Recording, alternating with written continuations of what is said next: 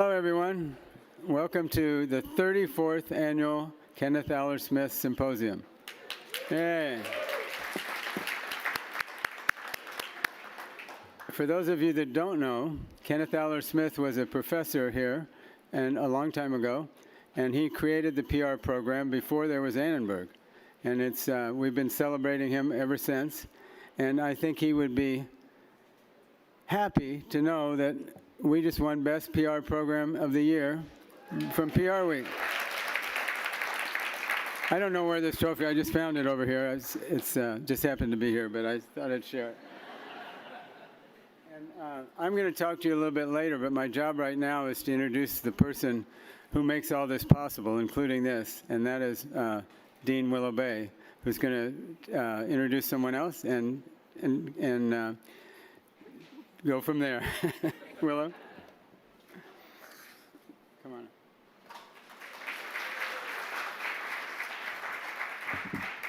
I like the "and go from there" part. Fred, thank you. I'm delighted to see all of you here and those of you who are joining us online for the annual Kenneth Owler Smith Symposium. And thank you, Fred, as always, for being our fearless leader and inspiring us on the job each and every day with the work you do for the Center for PR and our PR program. So thank you. So I have two jobs tonight. One is to introduce our KOS speaker, and the other is to present said KOS speaker with our Purpose Award. Our Purpose Award really reflects, I would say, the values of our public relations program, which embeds purpose at its core. You know, when we think about what we do here, for us to live up to our mission and to do our job as educators, we must be teaching our students and supporting our industries of practice to use communications and all of its disciplines to make the world a better place. So I'm excited to introduce tonight's KOS speaker, the recipient of USC PR Center's Purpose Award, Virginia Rustique-Petteni, Vice President of Enterprise and Purpose Communications at Nike. So here's what we're going to do. First, we're going to lavish her with praise and acknowledge all her contributions and accomplishments, and then we get to sit back and soak up her wisdom when you give your remarks. So thank you. Virginia's had a remarkable career, dedicated truly to advancing purpose-driven comms. While her impact at Nike has been quite singular, her efforts in this space have really shaped her entire career, and I'm just going to run through some of the highlights. As founder and director of her own firm, VRP Strategies, she created and led a consulting business that provided strategic planning to businesses and philanthropic organizations as they crafted their social change agendas. In 2015, she entered Nike's orbit, and her positions there have included, and by the way, I should warn you, it's a list that keeps growing because Virginia appears not to actually eliminate any job responsibilities, but simply add them over time. She joined Nike as Senior Director of Relationships at Girl Effect, advancing opportunity and equity for girls around the globe. She's been Senior Director of Engagement and Global Sustainability, Senior Director of Transparency, Engagement, Sustainable Business and Innovation. See, I wasn't kidding.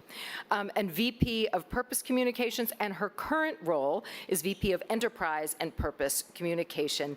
As Fred says, it's a very big job. Responsibilities include HR, IR, brand reputation, legal, and purpose. Truly a remarkable career of significance and impact, and I'll have a little bit more on that later. Before I present the Purpose Award, I thought I would share a little bit with you about its creation. It honors companies that are genuinely committed to making a difference. We believe that the Purpose Awards will serve as a guiding light for our students, illuminating a path for their future work, igniting innovation and ethical practices for 21st century communications, but also to support a thriving and equitable 21st century economy. The Purpose Award honors those who actively drive change, who align intentions with actions that positively impact our planet and our communities. I know it's Fred's belief that this award can set a gold standard in corporate behavior and inspire others to embark upon a similar journey, nurturing a business ecosystem where purpose and profit grow in unison.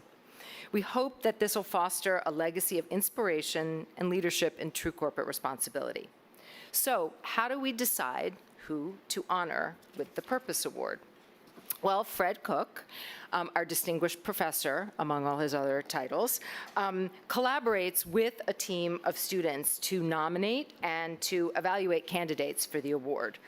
They examine whether a company's public relations statements match their real-world efforts.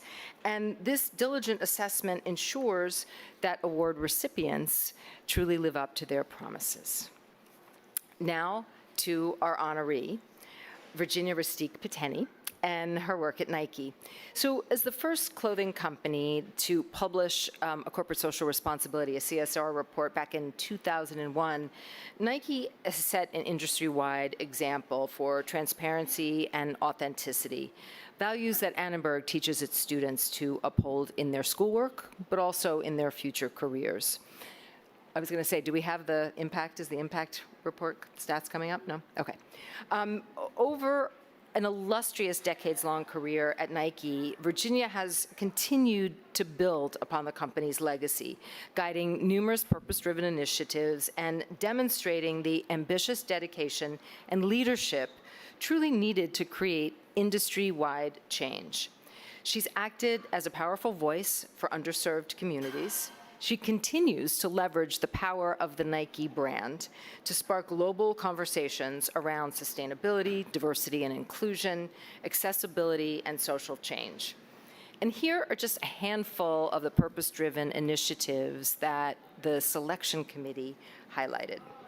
So, as senior director of relationships at Girl Effect, Virginia helped drive Nike's long-term investment in and commitment to the prosperity of adolescent girls who are disadvantaged by inequitable economic systems. In 2015, alongside the UN and other NGOs, she led the vision for something called the Girl Declaration, which truly was a global call to action that positions young girls as key to sustainable solutions for intergenerational poverty. A movement that was certainly good for girls, for their prosperity, as well as making good economic sense. Later, another example. In her role as Senior Director of Engagement and Global Sustainability, Virginia helped to launch Nike's Moved to Zero campaign, which was an ambitious initiative aimed at reducing Nike's carbon emissions and waste to zero and reduce their overall impact on the planet, and to shine a light on the need for sustainable innovation in sportswear. And then in her current role as VP of Enterprise and Purpose Communication, she supported equity and inclusion by establishing Nike as a founding partner of the Asian American Foundation, which accelerates opportunities for AAPI community. Alongside other companies, Nike pledged $125 million to the foundation, which is the largest philanthropic gift ever devoted to the AAPI demographic. As a proud Filipina, Virginia uses her own background as motivation for her work at Nike, creating a sense of authenticity that is quite obviously present in all she does. And it's something that really resonated with our students. As one of our master's and PRA students said, Channing Sparks, this is how she said she felt about your work, Virginia. And she said, to me, as an African-American full-time graduate student, a dancer and PR professional, it's important for me to support companies that believe that diversity fosters creativity and innovation. I'm proud that our center chose to honor Nike for their commitment to Black communities, to women, to HBCUs. Nike follows through on their words and programs that benefit the communities I belong to. They create a space I feel comfortable to proudly wear my Nikes in all settings. from Channing Sparks, one of our students. We recognize this is not always easy work. We know that everything Nike does resonates across a global stage. Think about the ways, for example, in which they supported Colin Kaepernick or Dylan Mulvaney that really exemplify a company living its values. Or as Nike founder Phil Knight put it, you can't try and go down the middle of the road. You have to take a stand on something. So purpose-driven, values-led communication has certainly come to define Nike and has quite clearly shaped the career of Virginia Rustique. So in recognition of her outstanding commitment to advancing the purposeful work that Nike does, and to a career spent guiding purpose-driven, values-centered communication, USC Annenberg, this is like the powers vested in me, USC Annenberg is proud to present Virginia Rustique-Petteni with our Purpose Award. Virginia, come on up.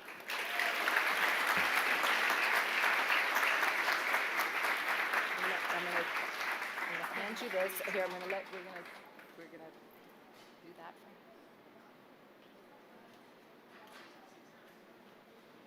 Thank you. Okay, get my stuff out of your way. Now we get to soak up your wisdom, as promised.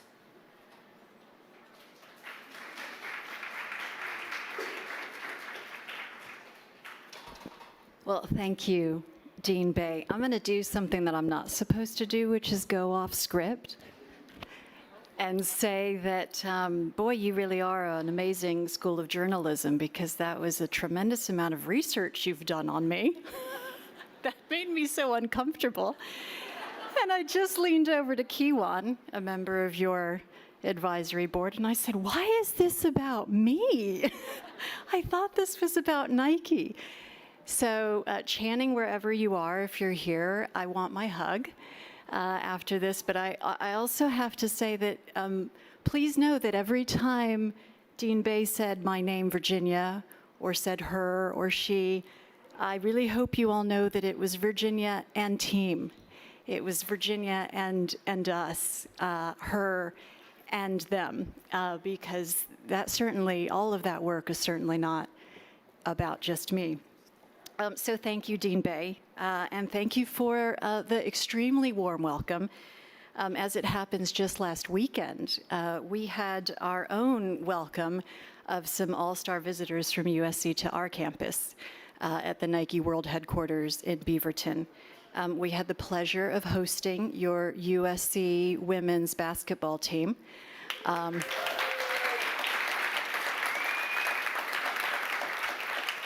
I understand they were just with you earlier.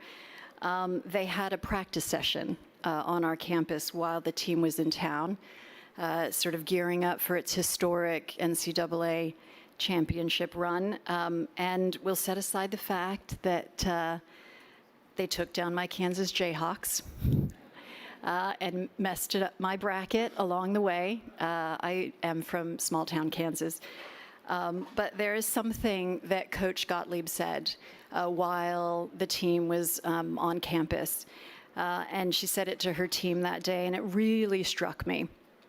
She said, we need to keep doing what has gotten us here today, which is having joy and gratitude for playing together with an urgency, knowing that what it takes is to be the toughest team that cares the most, that has the will.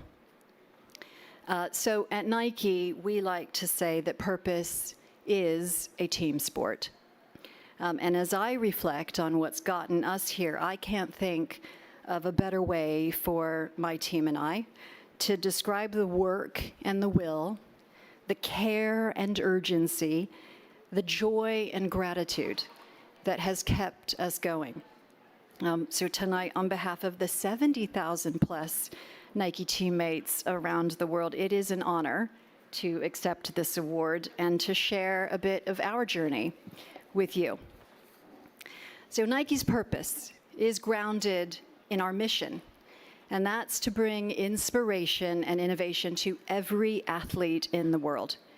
We say if you have a body, you are an athlete. And in the face of society's most pressing challenges, we believe that sport can bring us together to change the world for the better like nothing else can. At a time of division, it's sport that unites us. In times of polarization, play helps us find common ground. And in the face of our biggest test, it's competition that can bring out the best in us on behalf of each other. So as a team, our belief in the power of sport is what drives us to help shape a more inclusive, equitable, and sustainable future for all. Our purpose is a commitment that starts at the very top with our CEO, John Donahoe. It's supported by a strong foundation of governance with oversight from a subcommittee within our board of directors. And it comes to life through strategies, decisions, and actions driven across the business by all our leaders, all of which importantly are then owned by every Nike teammate worldwide. Together, we create positive change through focusing on people, the planet, and play. People for us includes our efforts around diversity, equity, and inclusion. Planet speaks to protecting the one playing field that we all share. And play, for us, is all about expanding access to sport for that next generation. We hold ourselves accountable to this work by setting purpose targets across each of these areas and reporting our progress in our annual Nike Impact Report. It's more than 20 years ago that we broke the mold as one of the first in our industry to take this approach, and today our report remains world-class. But what's also important to know is that our progress has not always been linear. Over the years, we have celebrated successes. At times, we've also faced setbacks. No matter what, we see a responsibility to set that high bar, to share our learnings, and inspire others to learn with us and grow. Even when it's not easy, especially when it's not easy, it's our hope that Nike's journey can show that it's transparency that matters. After all, that drive to create meaningful change for athletes has been part of Nike's story from the very beginning. In fact, it's right here in LA 40 years ago, that the city hosted the LA Olympics and the first ever women's Olympic marathon. Before then, believe it or not, there was no women's marathon in the Olympics, because back then, people thought that women couldn't or shouldn't run that far. I take that personally because I ran my first marathon after my third child was born, and it was, in fact, not easy, but it was possible. I will say at Nike, we're competitive, and my colleague asked, "Did you walk that marathon?" And no, I ran and never stopped. But you might say that back then, pre-1984, our team at Nike also took it quite personally because we raised our voice in support of athletes advocating for change. So in 1984, we cheered on Nike athlete Joan Benoit Samuelson when she crossed that tape at the Los Angeles Coliseum to win the first ever women's gold in the marathon. And since then, we have continued to be guided by our values and a commitment to doing the right thing for athletes. Whether it was in 1995, at the height of the AIDS epidemic and homophobia, we released an ad showcasing an HIV-positive marathoner, Rick Munoz, and he was portrayed as an extremely strong and active competitor. Or in 1996, with our Hello World ad, when we introduced the world to Tiger Woods, whose legacy we continue to honor and celebrate. And it was a time, again, believe it or not, where there were still golf courses where he could not play because of the color of his skin. Or in 2015, when we signed Chris Mosier, the first transgender athlete to join the U.S. men's national track and field team. And we shared his story about his courage to be true to himself. Or 2019, when we supported Colin Kaepernick and invited athletes all around the world to believe in something.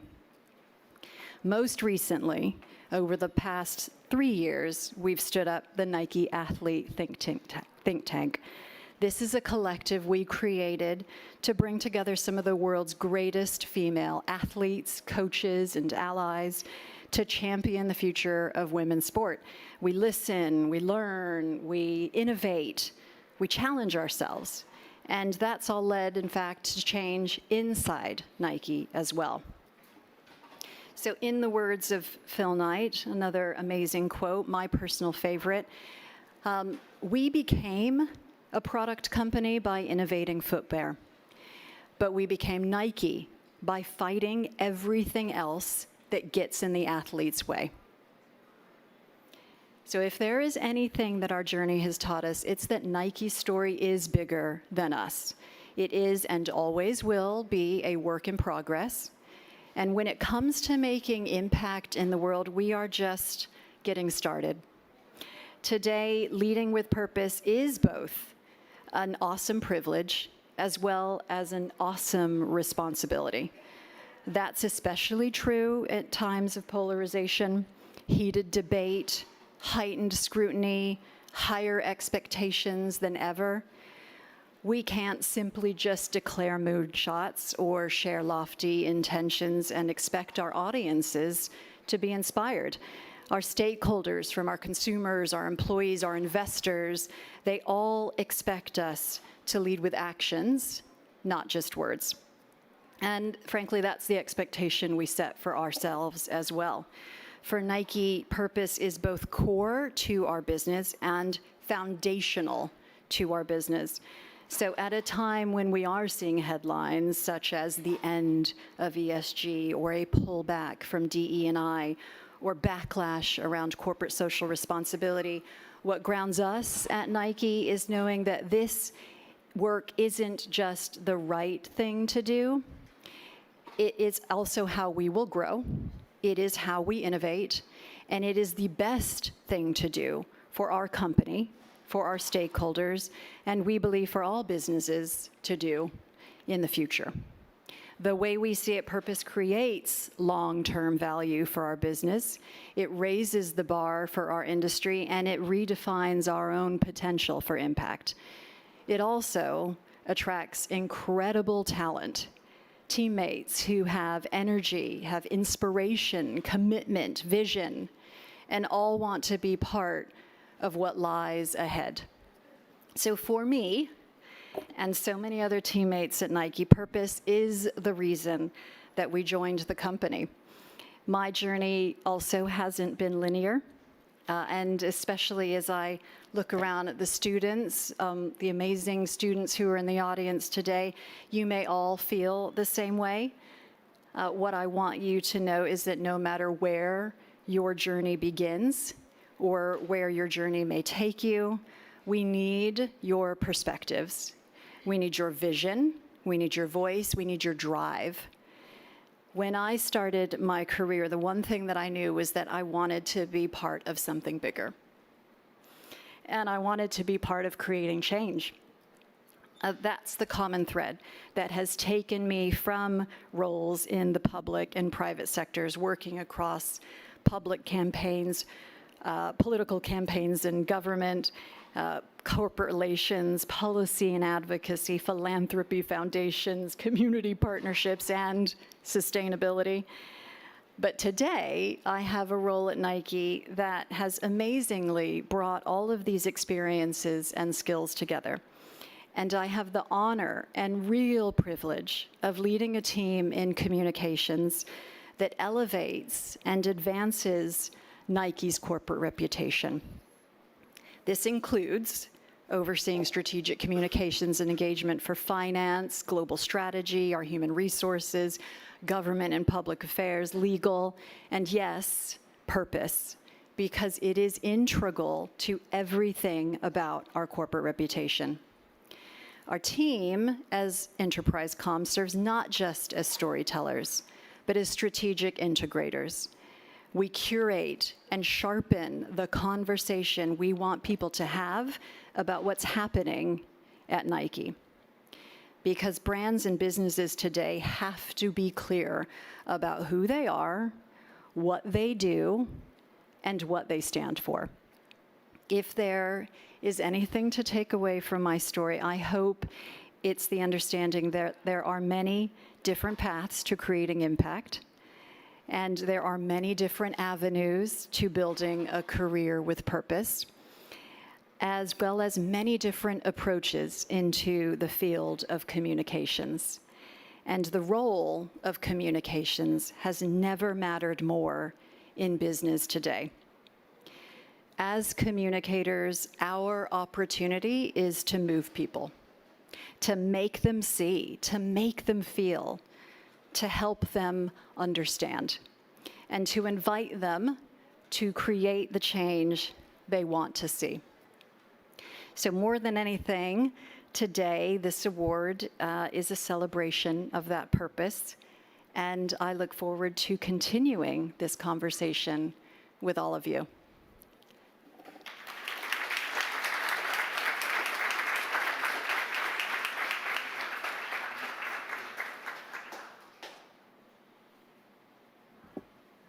Wow, that was inspiring.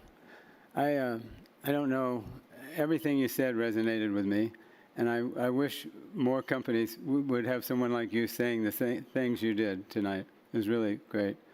We spend a lot of time talking about purpose at USC, and we do a lot of research around purpose. And one of the things we did for this study that we're launching today, we worked with Miriam, which Ben is a representative of C-suite consulting arm of Weber Shandwick, and surveyed people about how they felt about purpose and how they felt and how polarization and purpose were sort of colliding in this year, especially with the election going on, and what a challenging situation that creates for CEOs and senior executives in companies all across the country. But Nike's vision is so clear, it's refreshing, and thank you for being part of this. And thank you, Kiwan, for being here. In a minute, I'm going to introduce our panel, and we'll have a chance to ask Virginia some questions then. But I thought I might walk through a little bit of just the highlights of this survey. It's going to print, so we don't have the booklets to hand out. We'll have them in a few weeks. If you want one, let me know, or you want 10 or 100, let me know. It's online as of today, so you can read it. But I'm just going to walk through it real quickly and give you some of the highlights to sort of set the tone. We call it the balancing act because we feel like that executives these days really have a tough job of balancing the needs and the desires of a lot of different stakeholders while walking a tightrope. And in this particular year, they're walking the tightrope in the middle of a political storm, which is probably going to be one of the most contentious elections that we've ever seen before. And so it makes their jobs even more complicated. And they have to make a lot of difficult decisions during this period of time. And we're trying to get a feel for where that's headed, because we have seen purpose as a driving force in communications. The way you talked about it, I would have predicted a couple of years ago that was going to be what every company was talking about for the foreseeable future. But I'm not so sure now, because I think polarization has been an equally powerful force on the other side, sort of making people a little nervous about speaking out about some of these issues. So if you go to the first slide, it's probably no surprise to you that a lot of people are not happy with the direction of this country. And apparently PR people are the least happy. I'm not sure quite why. But the economy, it fares a little bit better than the country. But still, there's people, especially if you look on the right-hand side, it's divided between Republicans and Democrats. And you can really see the polarization taking effect there. There's big differences of opinion The Republicans in the red are very negative about the economy and the country, and some of them about their political party. But if you look under employer, businesses feel pretty good about their role in this whole thing, and they feel more optimistic than most about their business, even though they don't feel the same about their economy and the country. If you go to the next slide, this is a combination of slides in the deck, but it is, we asked people last year and this year and the year before whether they think companies have a responsibility to engage on social issues. And the majority say yes, the majority of every group. And then that's the tall column. The short column is, are companies playing this role successfully? And the numbers are a lot less. So there's a big gap between what people expect and what they think they're getting from the business world. So that's a big opportunity for us. But what was interesting to me is the numbers in the circles are what they were last year. So the number of people that believe the companies should be playing this role has decreased. Among consumers, it's dropped 7 points. Among, consumers, 8 points. Employees, 7 points. And under PR people, 4 points. For some reason, investors have gone the other direction, but they seem to be very committed to this idea. But I don't know if this is the beginning of a trend or if it is just an anomaly because of an election year, but it looks like there's some changes taking place, and we're maybe headed in a different direction for the future. Go to the next one. This is an interesting slide that shows the tightrope. The tightrope is when business leaders and consumers are in sync on what is important, what business leaders think consumers think, and what consumers really think. On the green, it's when the business leaders overestimate how important something is, and on the right is when they underestimate. So you can see if you're walking this tightrope, there's a lot of things that are not quite in sync that people have to figure out in terms of their different stakeholders. And this is just one stakeholder group. You can imagine all the different stakeholder groups that you have to take into consideration when you're making a decision like on any of these issues. It's complicated. And this we ask, when should a company lead, when should they follow, and when should they avoid an issue? And these, you can study these charts. There's 8 other issues that we looked at besides these. But it gives you an idea. And a lot of times it seemed like the consumers and the employees and even the business leaders were in sync, and the public relations people were not. If you look at climate change, for example, PR people really think that we should be taking the lead on that, but there are other issues where they're more reticent to do that, and that are the more hardcore issues, like abortion and gun violence, and even the American economy is something that they feel is less important to take a lead on. So there's some differences between the groups and also what communicators think that are interesting to look at. And if you go to the next slide, this was also eye-opening. We asked employers how aware they thought their employees and their customers or their consumers were about their policies. And in both cases, and then we asked the employees and the consumers how aware they were of those policies. And the CEOs thought that the consumers and their employees knew a lot more about what they were doing than they really do. And it's an easy thing. You can think when you're running a company that you're saying these things over and over and over, and everybody's getting it, and everybody knows what you're doing. But the fact is, if that's what you think, you're probably wrong. There's a gap there, and you have to keep that in mind when you're making decisions, that people might not really know what you're doing or what you're really all about. It's something to keep in mind.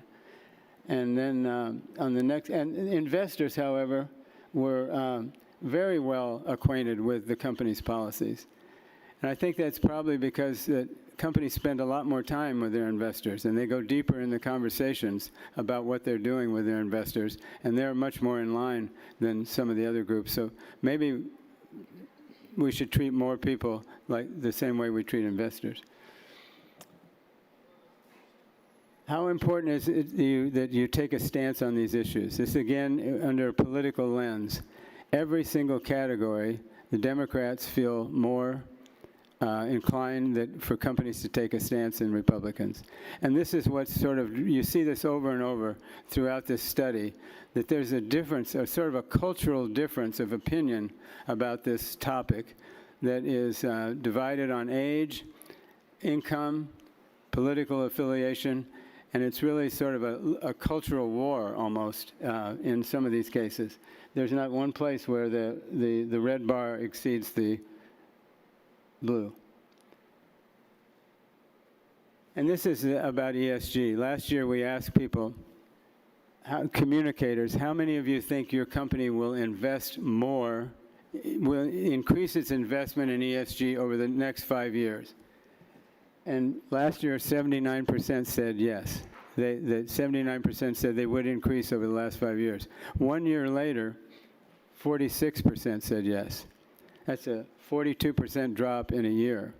So if you look at that indicator also, you get the idea that maybe people are backing off on some of this stuff.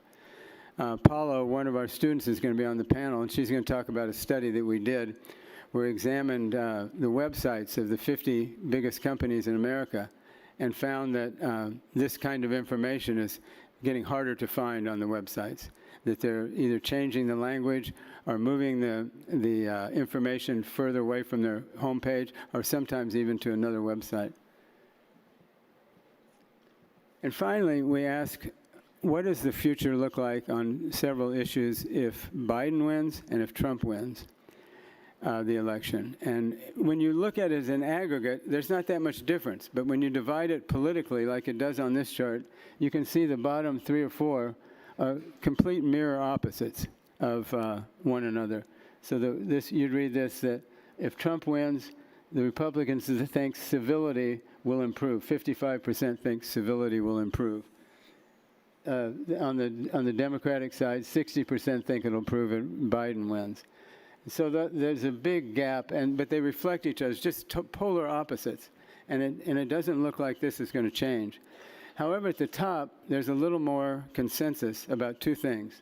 One is that the demands on companies from their stakeholders will increase, and company engagement with social issues will increase. So that may be the case regardless of who is elected president. And that, I think, says a lot about what it's going to be like for us, not only during this election year, but in the next 4 years. So those are some of the top-line results of our survey. There's a lot of interesting stuff in it, so I hope you'll take a look at it. But now we're going to invite our panel up, because they have all the answers to these problems. I'm pretty sure. So come on up to the stage, please.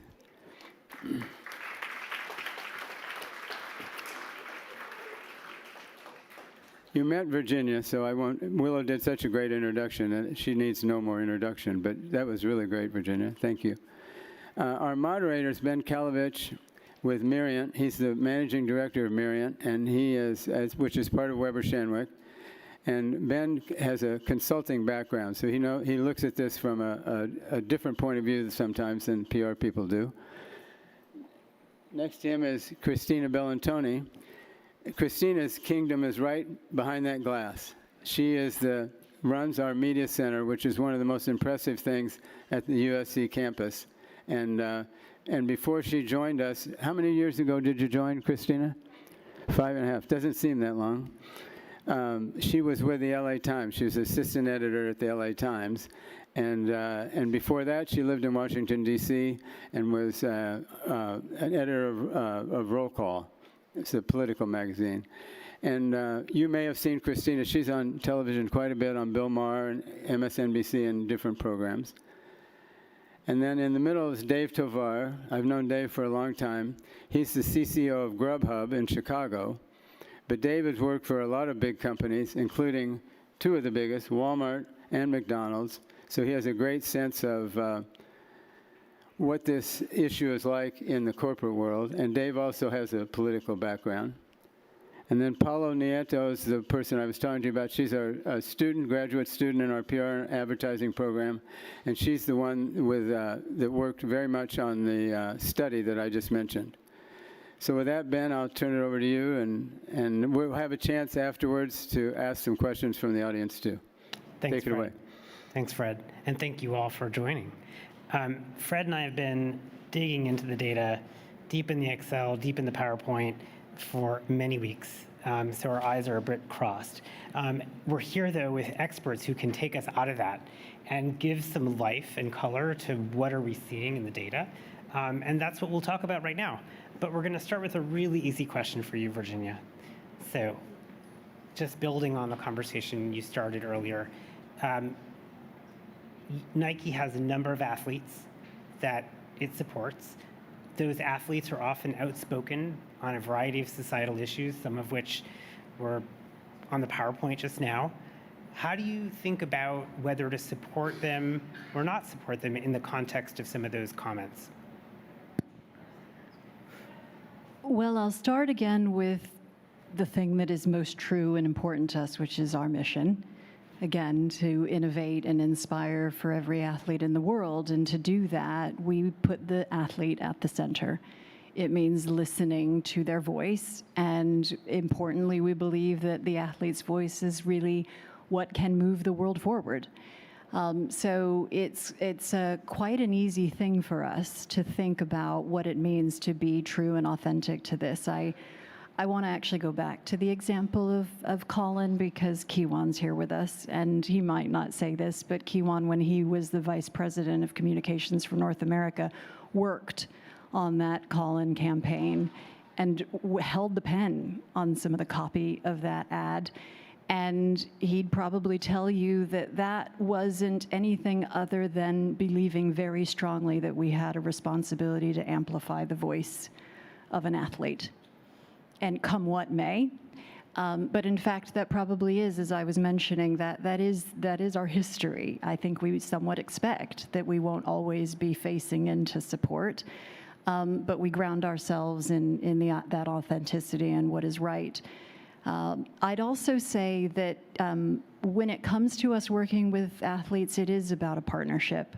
It really is about the sort of two-way relationship and what ends up becoming greater than the sum of its parts. And it's why we continue to do amazing work, for example, with the GOAT, with Serena Williams. Amazing program that we've started called the Serena Williams Design Crew, because she talks about, as an athlete, not really seeing people like herself, and that also being true for the world of creatives and design. And so we partnered with her to bring on diverse designers into Nike and create collections with her. Or Naomi Osaka, who currently, or more recently, is really raising some great attention on mental health and wellness. But she's had a longstanding interest in girls in sport and access to sport. And so we started the Naomi Osaka Youth Academy. Those are all about real partnerships.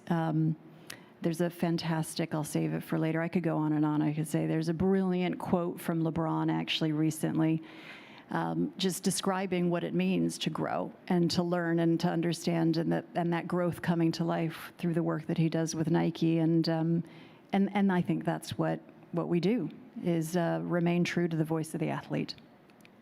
Excellent. So Dave, I'm going to go to you next. You've worked at a number of companies with an incredibly diverse set of consumers, Grubhub, Walmart. How do you handle societal issues and whether or not to take a stand on some of the ones that are polarizing? So thanks for the question. Happy to be here. I've been sitting here for the last couple of minutes really confused, to be honest with you, because I thought I was here for the Travis Scott merch drop. Is that not happening? Sold out. It already happened. Okay. So Virginia, congratulations to Nike. I'm going to thank Nike, but thank you for sharing the Nike story. It's really great to hear. But I think it shouldn't come as a surprise to anyone to hear those things, because it's so true to Nike, and it has been for decades. And I think that is what gives a company like Nike, and there are other examples out there, the ability and the freedom to take the stands and the positions that they do, because it is so authentic to them. And I think about, I was looking at a Harris poll study, I think was from last year, and we're talking a little bit about polarization. It showed two of the most polarizing brands in the US. On the far left was Patagonia, and on the far right was Chick-fil-A. The very next piece of data said, who are the two most authentic brands in the US? Patagonia was number one, and Chick-fil-A was number two. I would say Nike should be number one on that probably, but that was a different study. But what that tells you is they know exactly who they are, and so do consumers. And when they act like who they are, it isn't a surprise to anybody. I think it's when brands try to step out there in ways that aren't authentic to them or aren't who they are that people scratch their head and say, wait a minute. And in this environment with all that studies that you saw, that's what people will pounce, and they will jump on it, and then they can use things like social media to weaponize attacks against companies and organizations and things like that. And so for some of the brands I've worked at, McDonald's, Walmart, now Grubhub, it's knowing who you are. And a quick story about Grubhub, we typically don't step out and make a lot of big statements around things. It's not been who we are. It's not how we were founded. Believe it or not, we're a company that's going to be 20 this year. And we did step out in a really big way. You can Google it later, but it was November of 2016. What happened in November of 2016? President Trump won. And our CEO sent out a letter to all employees, and I'm paraphrasing a little bit here, but he basically said, if you voted for President Trump, you're not welcome here anymore. And while there might be some people who agree with that, if you looked at that election, and you probably look at the election that's going to come up here, it's probably a 50-50 split in just about any company or any organization that you work for. And so while half the company probably applauded the CEO for doing that, the other half didn't. And it became a really big firestorm. And so what we do now is we created a scorecard to try to take emotion out of the equation, because these are emotional issues, and sometimes when you're debating and looking at these things, you can get fooled into pushing one way or the other, and you don't want to do that. You want to stay true and authentic to yourself. So we ask ourselves a series of questions. Is the issue relevant for your key stakeholders? For us, it's the three sides of the marketplace that we operate. Consumers, the restaurants who make the food that we deliver, and the delivery workers who deliver that food. Employees, of course, and then investors. So we look at the relevancy to that. Is it an issue that we have precedent and history of weighing in on?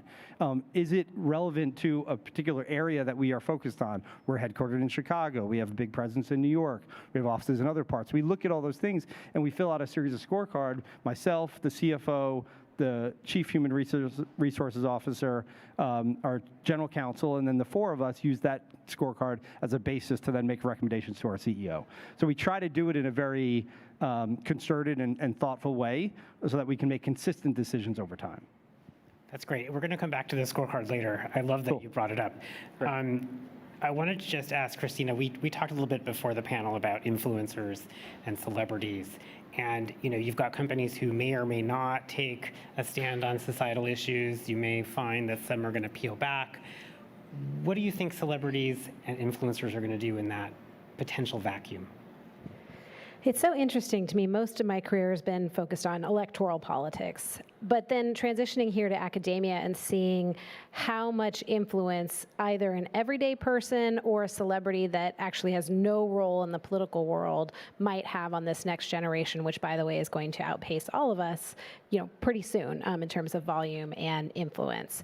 And I found all of this presentation really inspiring and a good reminder that I do really believe that the majority of people that I interact with here, young people, really want people to have a purpose, right? And to put their money where their mouth is and to have values as institutions.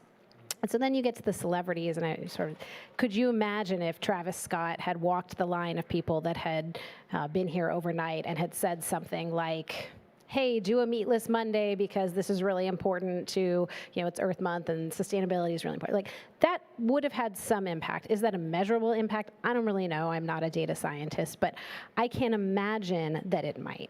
And at the same time, you see people who are getting their news from fewer and fewer institutions that might have been the trusted organizations, whether that's network news or the big newspapers or their local radio, and instead they're getting it from vertical video with cool sound on it and maybe words on the screen, and they might be people that I don't even know their names because they're not somebody in my orbit, understanding politics and government and all of those things. So then you have big societal issues that come in, and suddenly those influencers who are really important to a lot of people, the person who teaches you how to put on makeup the right way or whatever that may be, should they be weighing in on what's happening in Israel? Should they be weighing in on abortion bans in other states? And then, of course, the big question, who is going to win this election 214 days from now? I don't know the answer to that question, and I think it's a really big existential one as you then look at giant brands and where people look to them, the expectation of them having values and sticking to those values.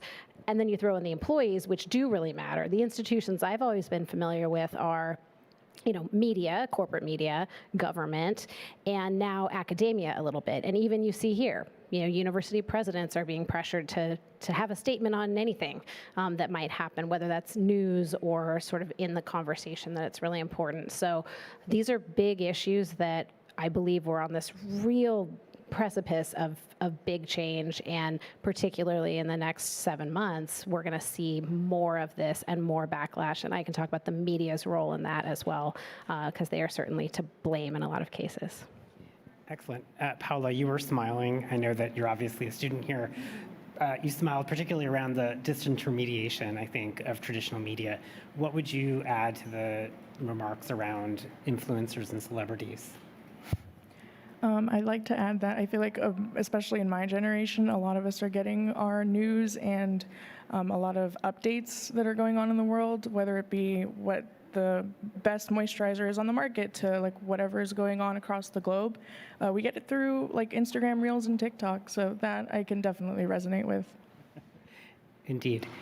Okay, so now we're going to get into some of the topics that in the survey, everybody said stay away from them. And when I say everybody, I mean 3/4 of the sample, right?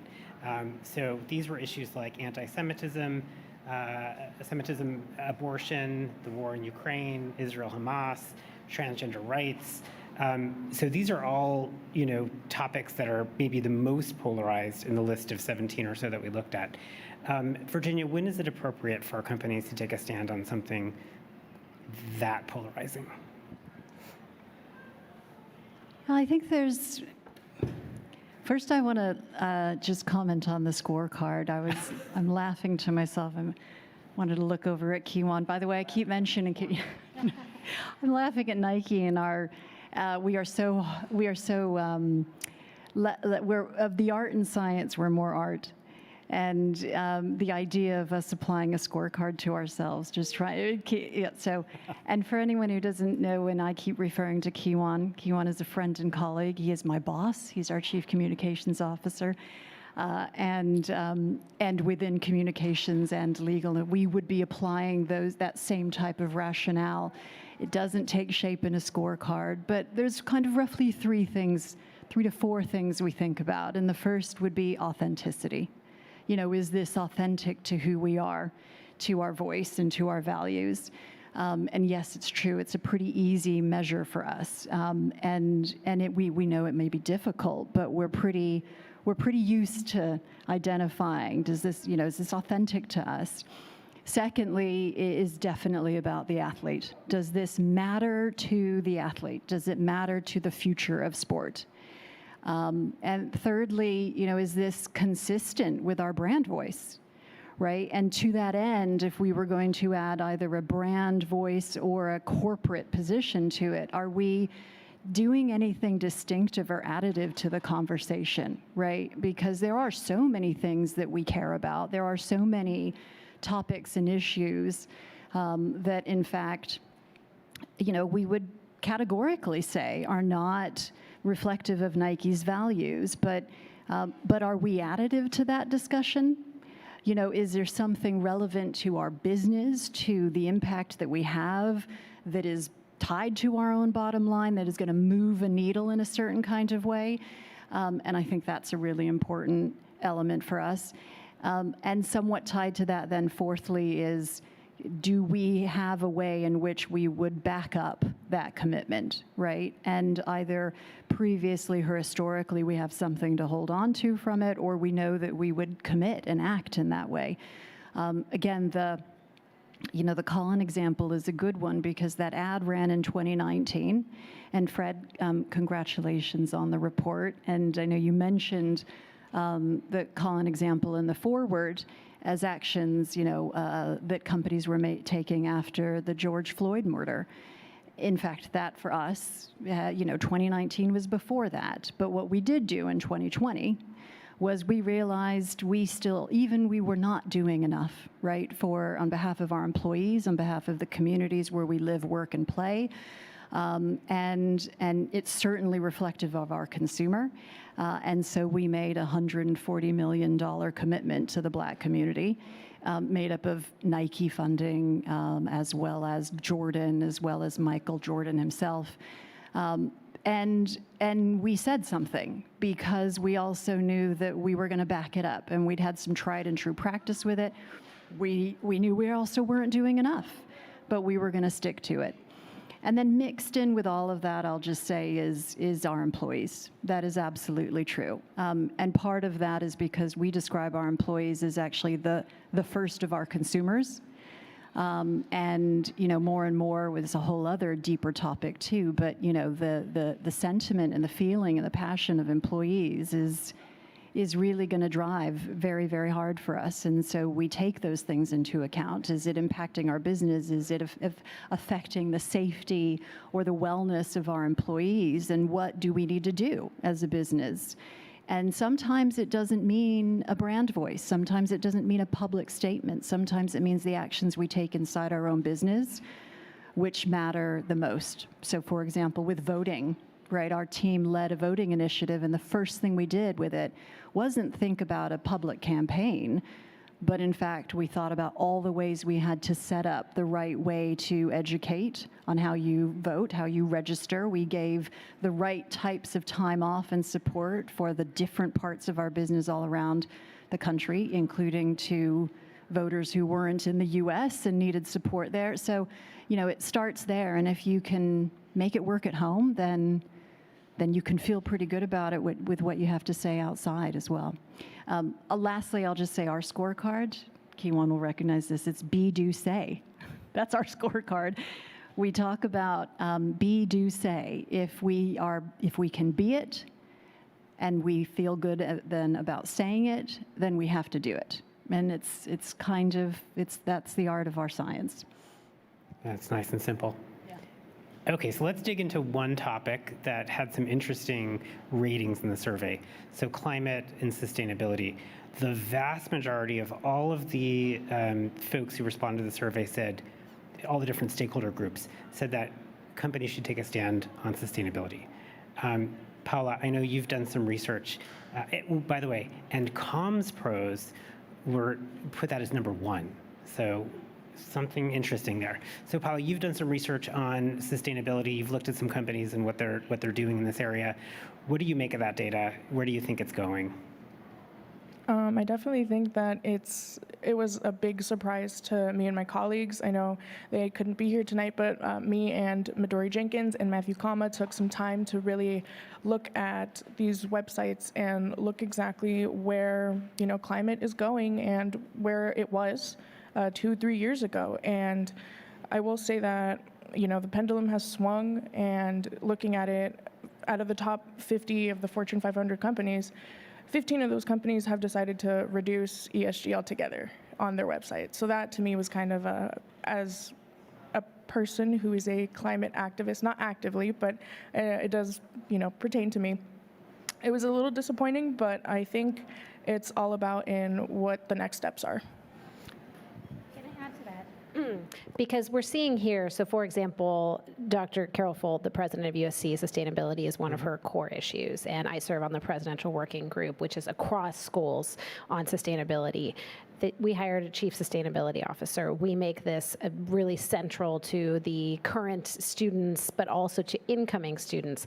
And survey after survey will show that students are choosing USC. One of those factors is because they like that we have a sustainability plan. They like that there are goals. They like that this is an issue we put front and center. Obviously, right here at Annenberg, we have this incredible center. But to me, that tells me that it is a mistake for companies to hide this. They are not thinking about their future employees. The young people that I interact with day in and day out do not want to go retire at a company. They don't even imagine that anymore, whereas my generation really did. You know, in media, you want to go to the New York Times or NBC News or whatever that may be. But now they're not thinking about that as much. So how do corporations win them back? Well, partially, does the organization align with your values? Everybody here wants to be an advocate for something. They're attracted to these professions for those reasons. And so if you're hiding it, you're not thinking about, it might not be your employee of today or your media moment of today, and certainly not the political climate, because everything is so horribly polarized. But you are missing out on that next group of extremely passionate, bright professionals who you want to attract to your company. So thank you for that. And Dave, I'm just going to go to you. Do you think the pendulum is going to go the other way? Paula described that, you know, it's coming down off the websites, but we're seeing plenty of evidence in the survey that they should talk more about it. What do you think is going to happen?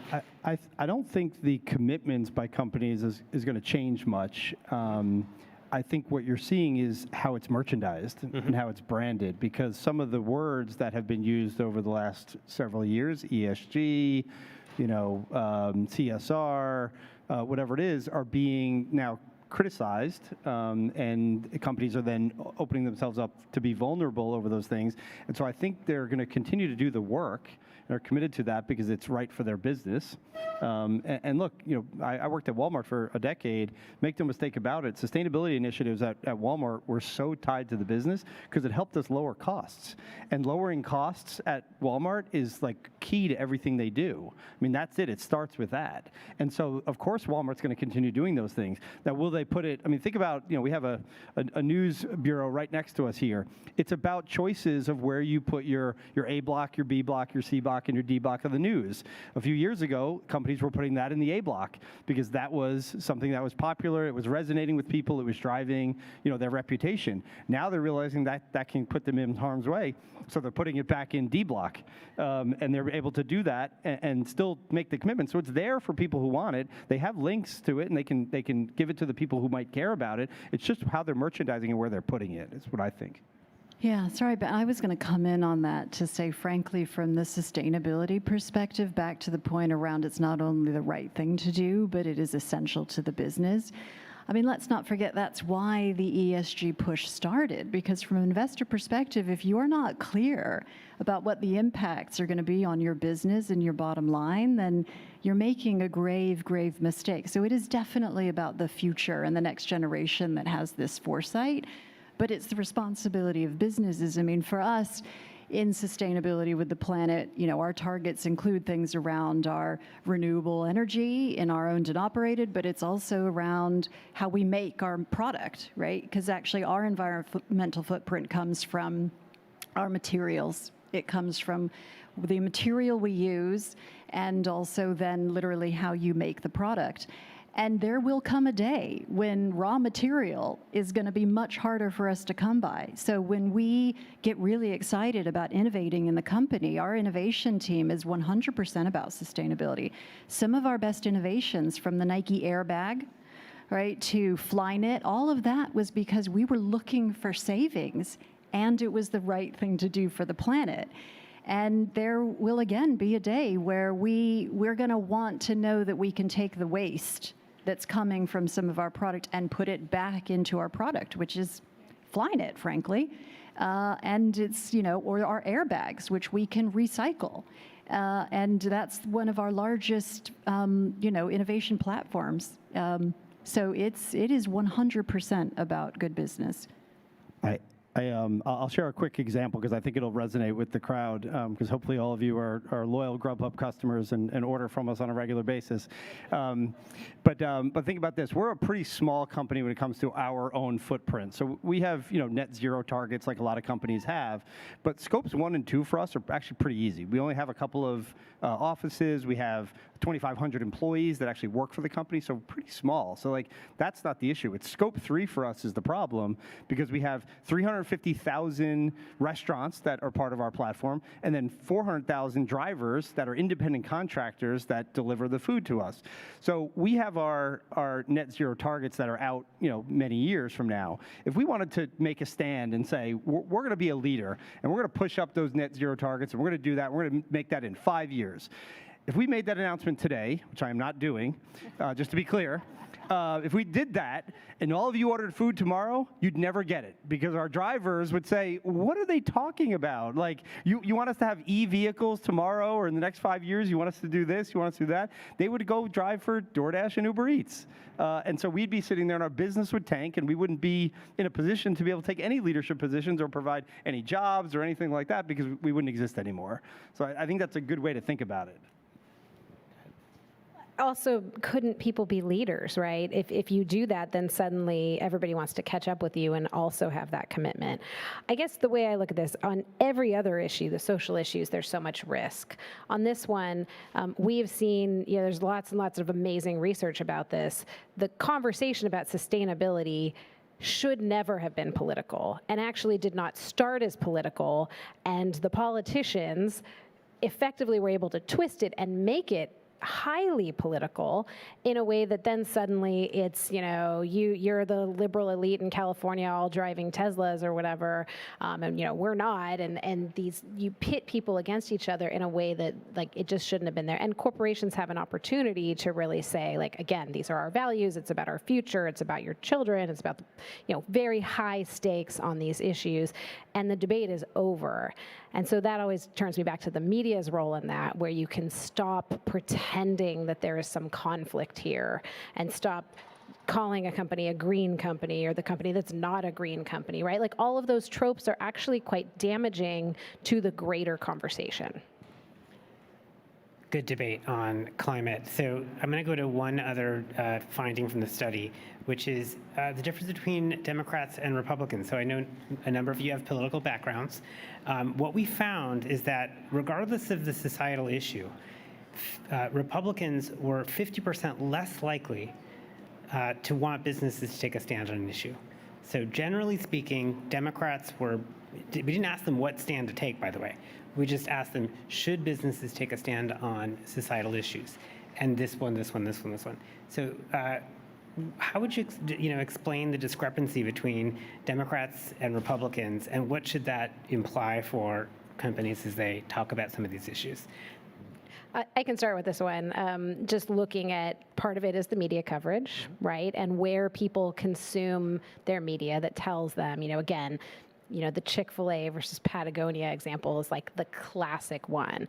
But I also wonder if it's a little bit of recency bias. Some of the issues that are at stake are major issues that actually have become quite identified with one party or another, right? You've seen administrations do vastly different things on immigration policy, economic policy, social policy, both at the state and federal level, over the last couple of presidential cycles, and there was a change in party, right? If you would ask these questions after, 8 years of President Clinton, would they have really been the same?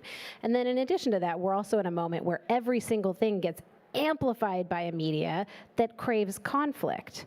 And so if suddenly you can say, company X is doing this thing, and here's one dude we found on Instagram that's burning their shoes or whatever, and we're going to play it over and over again. Well, what's the next thing that happens? 58,000 more people that are watching that news report start burning their shoes.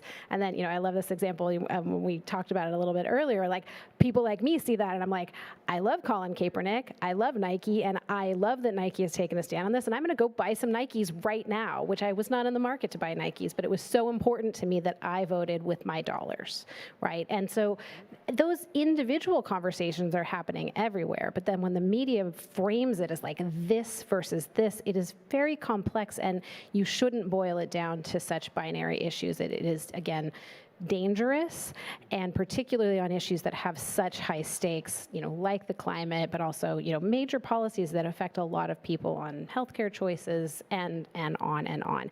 And it does not need to be political. This could be an honest conversation where you're not making it seem like there's a fight somewhere, that you're turning that conflict and lighting it on fire. I think one example I'll share this is if you looked at those numbers, I don't know that those numbers have shifted a lot in, say, the last 10 years or so. I think you would have generally found that companies would receive pressure from Democrats to take more stances and push more on some of those issues that were listed on there, and Republicans generally didn't.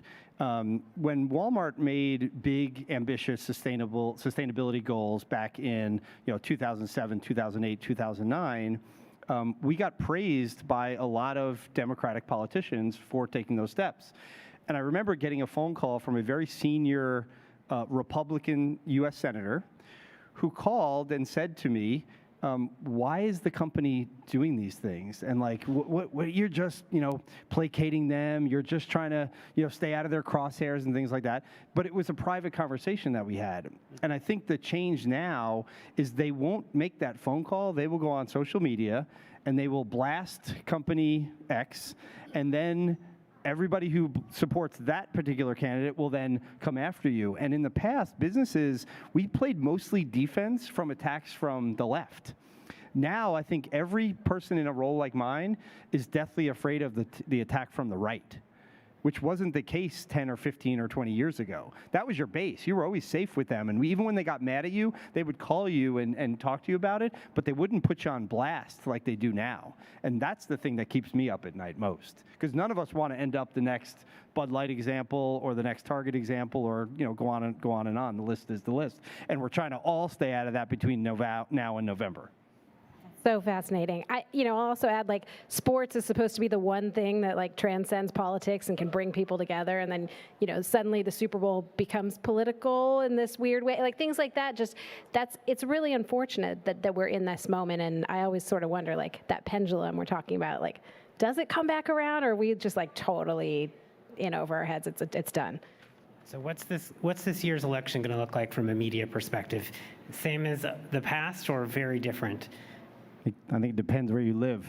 For anybody in Ohio or Wisconsin or Michigan, or I feel bad for you, because you're going to get a lot of it.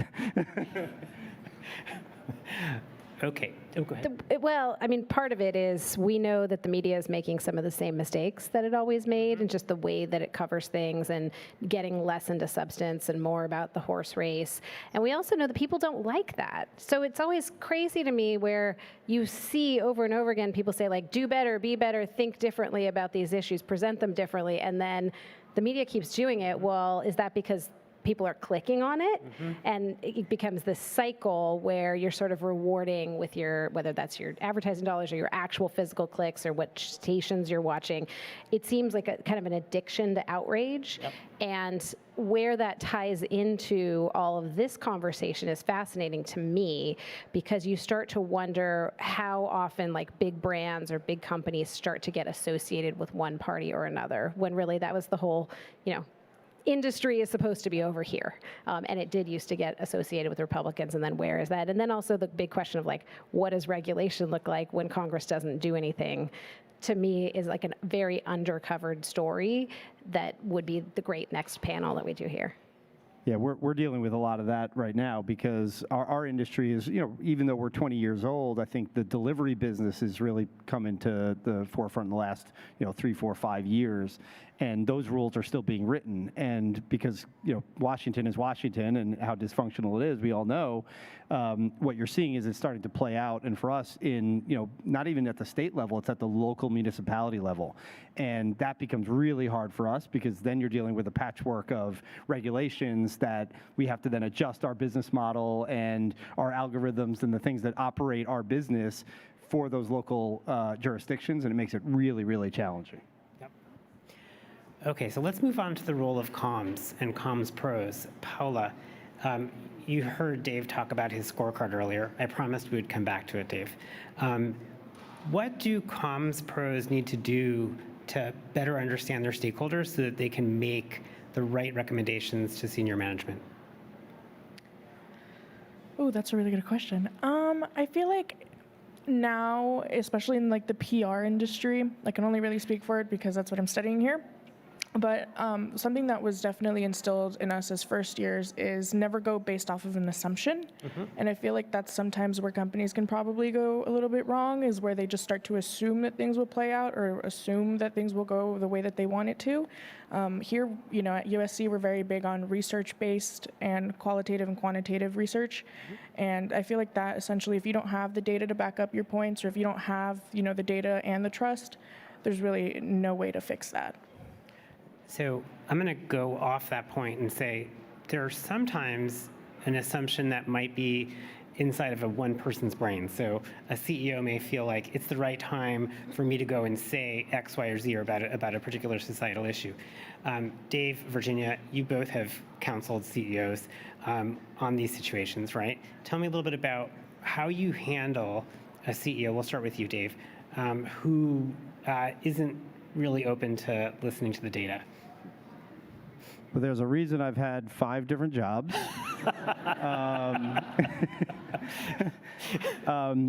Last time I checked, I worked for the CEO, and if you don't get them to agree with you, well, then might be time to move on. Yep.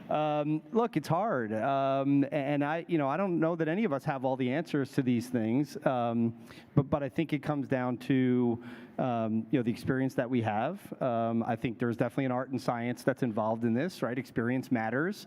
But now communicators like us have a lot more data at our fingertips to be able to tap into. And I think your point was exactly right with that. So, it takes both of it. Business people tend to respond to data and information. They don't tend to do very well with just trust me on this one.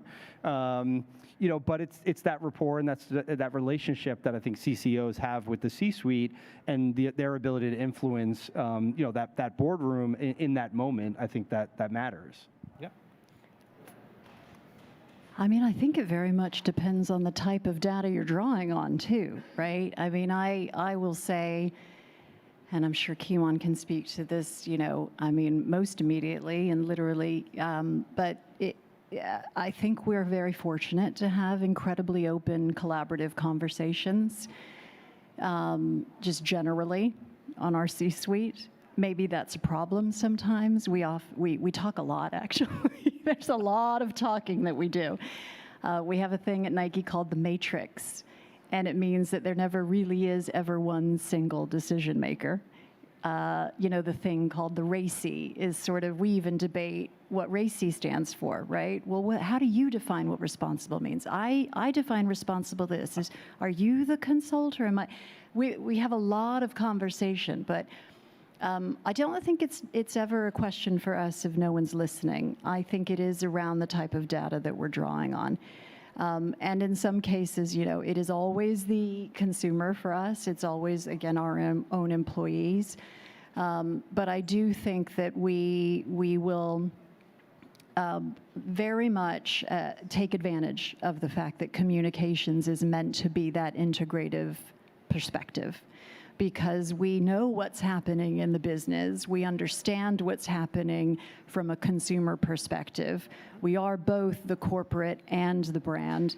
And frankly, we know the outside world. Oftentimes, we are the one function that can go outside of the business and bring the the outside world in.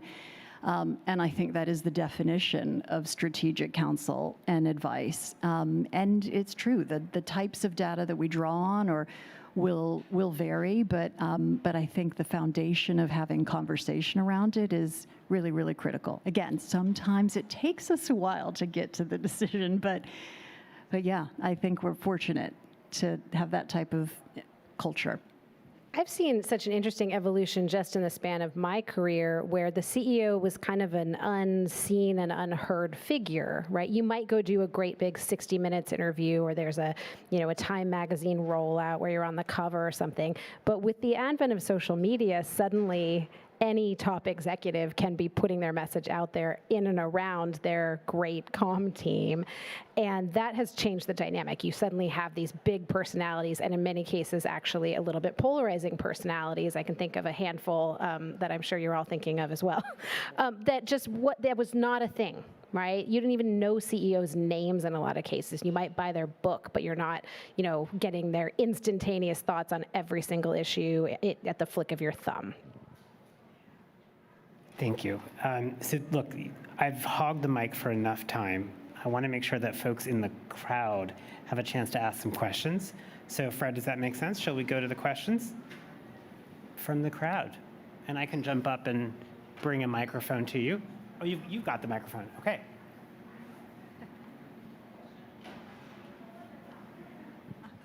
Lisa touched on this for a second, but I'm curious to know from the panel, is the pendulum going to swing around? Are we going to get back to a little bit more of a civil, thoughtful universe, or is this it, period?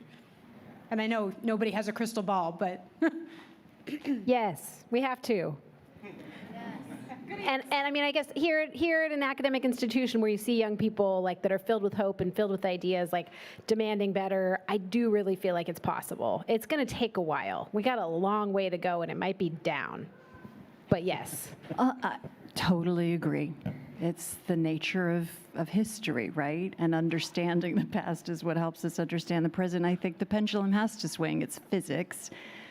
My data source is the kids in my own home. We have a span, so I've got a 9-year-old, but I also have a 20-year-old.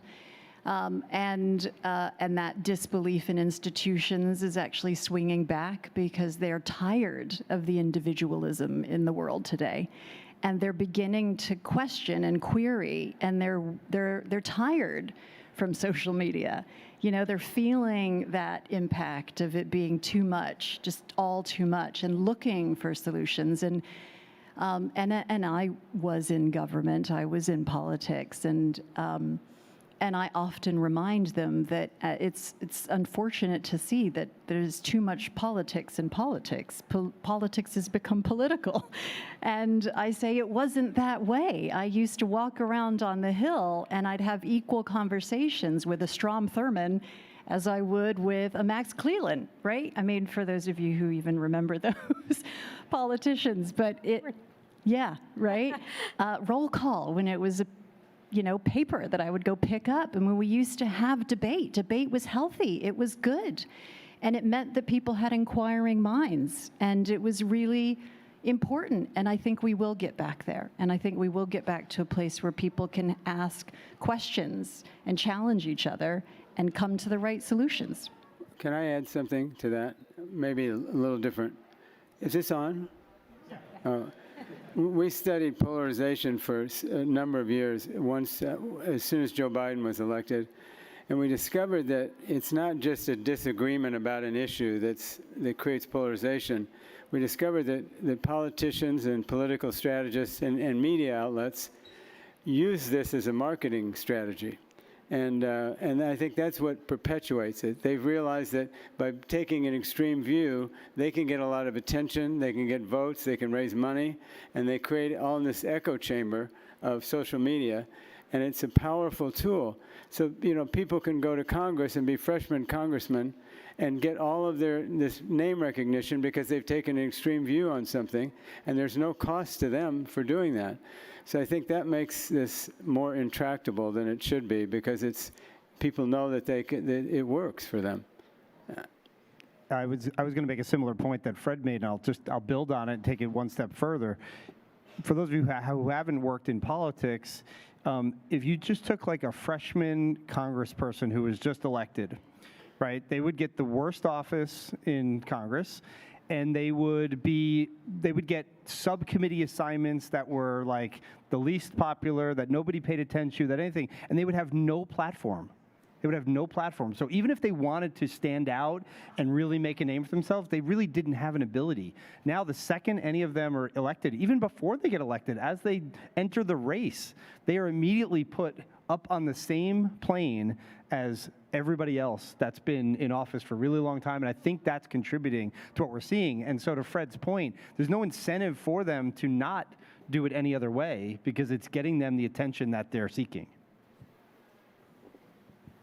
Yeah, first of all, thanks. Great panel, and appreciate a lot of it. And also the start with the reporting, the data, the surveys, very interesting. 1.5 questions. Curious what the panel thinks about companies that have, purposefully or expressly have no political, kind of ban politics within the company. Personally, I'm kind of a fan of it, so I want to hear, because with Nike, I think they do a great job of it. But then I think hearing, of another company that the CEO is telling people how to vote or whatever, not a fan of that. So just curious about the no politics type of company. And then secondly, I think in the data, there was a mention that, and I think both sides kind of agreed to this, that academic freedom was, I forget what the stat was. They both sides thought that academic freedom would increase if their candidate was elected. Yeah, so I'm curious what the panel thinks about that one. That was fascinating. That was a really weird one. I have no idea about the second part of your question, so I'm not going to touch that one. I'll leave it to others. I think the first part of your question, I don't think it's companies making a choice whether they want to be political or not political. I think it goes back to what we said in the beginning. It's about who they are. And if they are a company that knows what their values are and understands their purpose and is true to that and is genuine about it, it's not politics then. It's just them being who they are. It just happens to be that they're talking about topics that may cut across the political spectrum. I'll borrow something actually from Tim Cook. He's on our board, and he said something I think really refreshing and sharp. He's probably shared it in many other places, that they focus on policy, not politics, right? Lowercase policy, not uppercase politics. And it might surprise people to think that at Nike, actually, any conversation goes for us, right? Because we are true to the fact that your voice matters. Say what you want to say and express what you want to say, certainly within our employees. And if it doesn't land because it's not true to our values, then actually, yeah, there's going to be a problem because you offended someone or you've transgressed someone or it's just inappropriate in the workplace. But I think it's being able to do things where we're not necessarily political, but in fact, we, as I mentioned, stood up a voting initiative, right, for our own employees so that they understand, make up your own mind, vote or educate yourself how you would like to, but we're here to support you in that. And actually, you may have a completely different perspective on a policy, but maybe the way for you to have an opinion around that is to vote. So that's going to be our starting point. And I think that, many people probably would assume that we are quite, maybe have a political capital P perspective, but I think it's more for us around what are our values, what's true to it, and it falls where it falls. Academic freedom part, I'd be curious, the average age of the people surveyed and where that is. But, we know that coverage of woke moment, on college campuses is both completely overblown, but also has a lot of moments of truth where people do not feel comfortable speaking out about their own personal political values because you've seen less and less of a real conversation. One of the things I teach, not to plug my own class, but if any of you are students here and you want to take my class, but we have this incredible opportunity to take students out of LA. And we go to different places. So we took students to the Iowa caucuses, South Carolina primary this year. We'll go to battleground states in the fall. And I intentionally force these students to go have a conversation with someone who does not believe what you do. And then their assignment is to warmly reflect their viewpoints. You don't have to agree with their viewpoints, but you're not going to treat them like they have 8 heads. You are going to treat them in a way that just allows people to help understand them. And if you think about where that's possible, and actually corporations have an opportunity to do that. You showcase your users, your consumers all of the time. There are ways to show people every day who are just getting along in their day-to-day lives, who have vehement political disagreements, but still manage to not harm one another. That's totally possible, but we have this amplification of the division, and then that gets reflected. So that's how I read that academic freedom question of like, oh, well, college campuses are just broken, and like if this guy gets elected, it'll go back to whatever. I don't know if that's true, but I would like to see more of that real discourse, that real discussion, not debate, but conversation about big picture issues that affect everybody's future. Hello. Okay. My question is I feel like a lot of what we are looking at right now is in our current generation as well as in millennials, Gen Z, right? But we also know the emerging group of alphas are very purpose-driven themselves. And what they are taking notice from boomers, millennials, and Gen Z, and they're informing that they want to save the planet. They want to be emotionally connected to the brands that they decide to invest in, the brands they back, and the brands they believe in. And what I ask is, with the roadmap of scorecarding, or not even just sticking to policy or just set values, how do you evolve who you are for this generation that is going to come for all of us, in the sense of taking a stance and holding us accountable to putting action towards where they spend their money? All right, I'll take a crack. My first answer is, I think their purchasing power right now is zero. So I don't have to make those decisions now, but I'm going to keep a close eye on it. How about that? I mean, look, we're all going to evolve, right? We all have. I mean, you know, Virginia talked about some of the things from the 80s. I'm sure Nike's a different company today than they were then. Still true to who they are, but companies are going to evolve, and we're going to use all this information and all this data, and thankfully people like us, you know, will have job security because we're going to help companies navigate through, you know, these choppy waters and walk this, you know, this tightrope that this report is out today about. That's what's going to happen. I was going to say, that makes sense. I more so look at it as every company wants to go the distance, and I think Nike has done an impressive job really establishing themselves from a legacy and really carrying those values through every generation of its leadership. And so I think about the model of like a Grubhub too, right? When you're living in this digital forward service, which is also a convenience, how do you lean into the desire that you still are going to need us in that 20 years so that we can too become that legacy type brand? Yeah, it's a great point. I'll share a Walmart example. At Walmart, we used to do 3-year planning, and we would always show from the 50s, the 60s, the 70s, the 80s, the 90s, the 2000s, the top 10 retailers in those decades. And believe it or not, it always changed. And one of the things that was a mantra inside Walmart was, how do we make sure that we don't become, you know, the Caldor, the Sears, the Kmart, the whatever it was, right? Because retail is like that. And, you know, look, you know, Walmart had a real pivot point when Amazon was coming on strong from a digital e-commerce perspective, and Walmart was seen as slow and stodgy and store-based.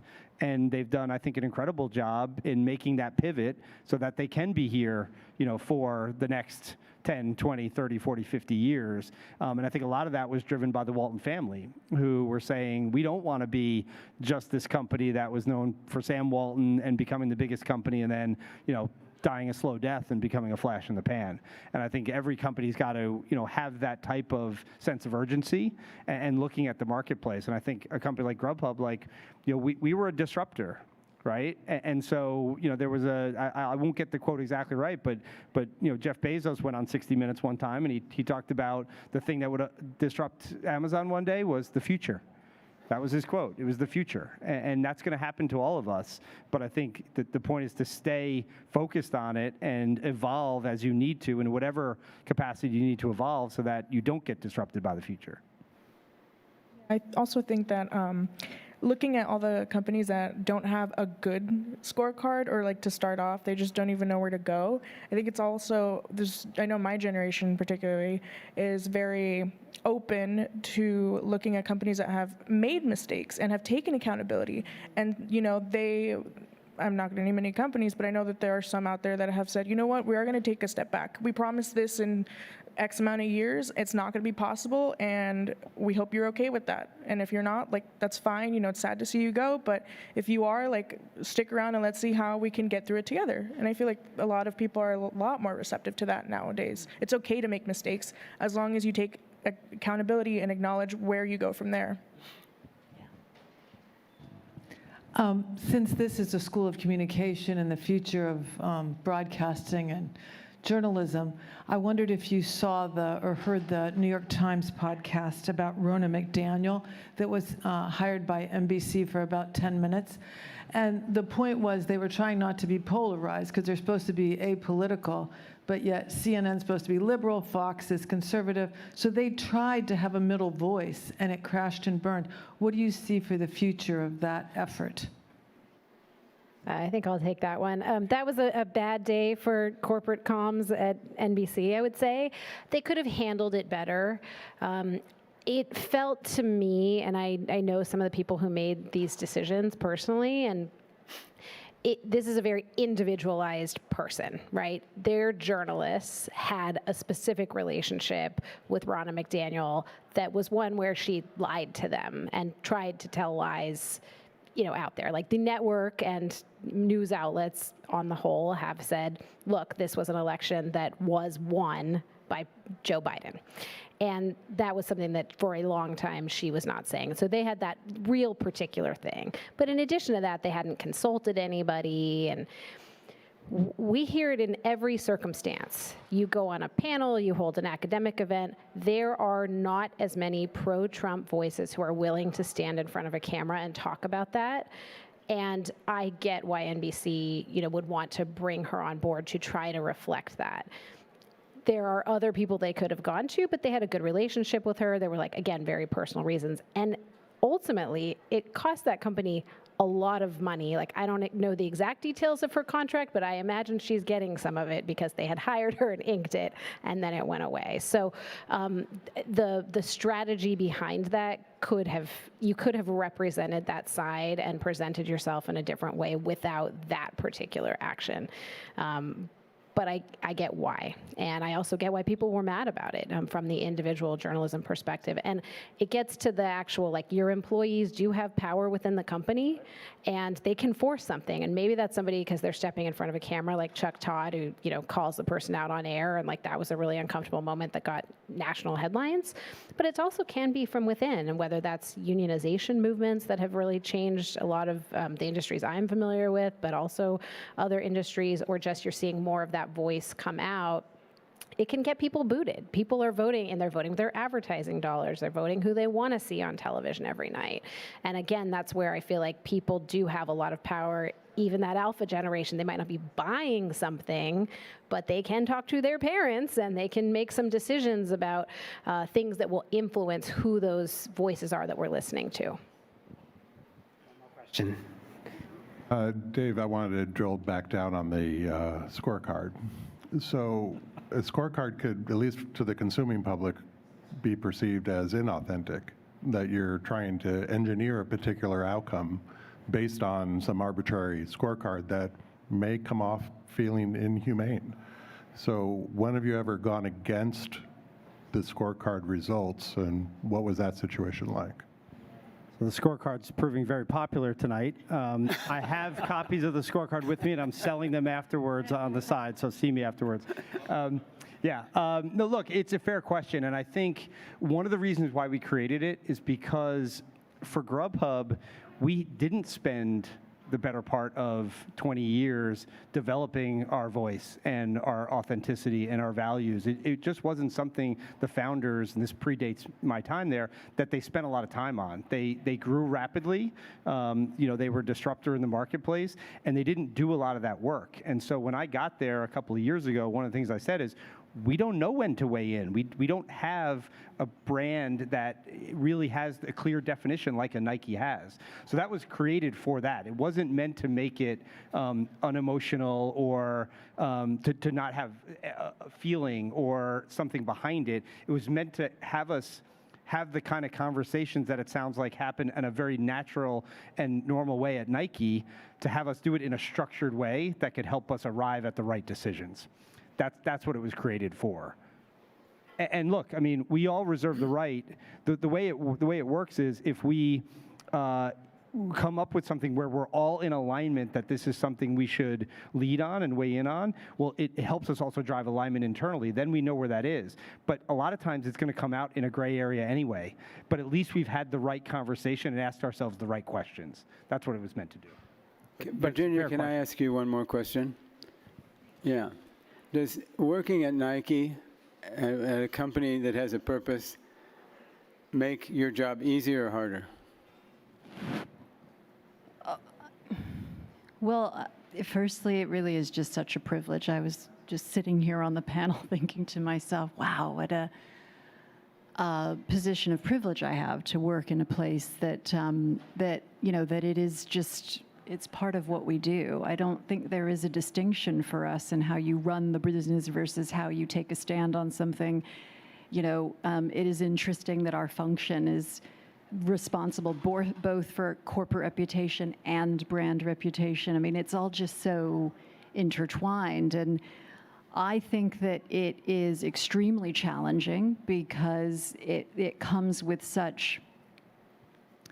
there is such legacy, right? And it's extremely, it weighs on us a lot, right? Like what it means to then squander that, what it means to lose that, and how easily that can be lost. Yeah, and I think about your question around alpha, actually. I think part of the beauty of our brand is actually, by definition, we are a brand of youth. And we know that. That's who our consumer is. And it doesn't mean that we're constantly doing what the youth says, but I think it means that our mindset is we know we have to just go to where the next generation is going to take us. To your point, I don't know what the issues are going to be. We don't know what's going to matter in 2 years' time. There might be some whole other discussion we're all having, but we have to be open to it. And then we have to stay true to what's right or wrong. So I think it's extremely hard for us because there's so many things that matter. There's so many things that we care about. There are so many issues that really would make a difference. But it's extremely easy because I get to wake up and actually feel like there is no difference between the job I do because I'm earning money and the work I do because I want to make a difference in the world. Both hard and easy. Yeah, and frankly, I've kind of never really had that debate in my head. Maybe my husband wishes that I was more focused on making money earlier, didn't spend as much time in government, but yeah, for me, it's I don't understand the difference of just a job for the sake of a job. So I feel it's both. It's hard work at Nike, but it's a privilege, and it's easy to know that we can, do the right thing and make a difference. Thank you all very much.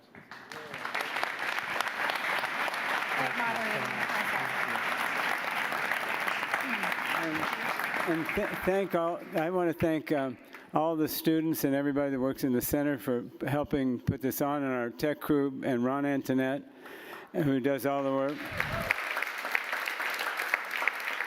And Nike for being so supportive, and thank you all for being here. It's been a great evening. And download the report, and if you want one, I'll send you one. Thank you, and good night.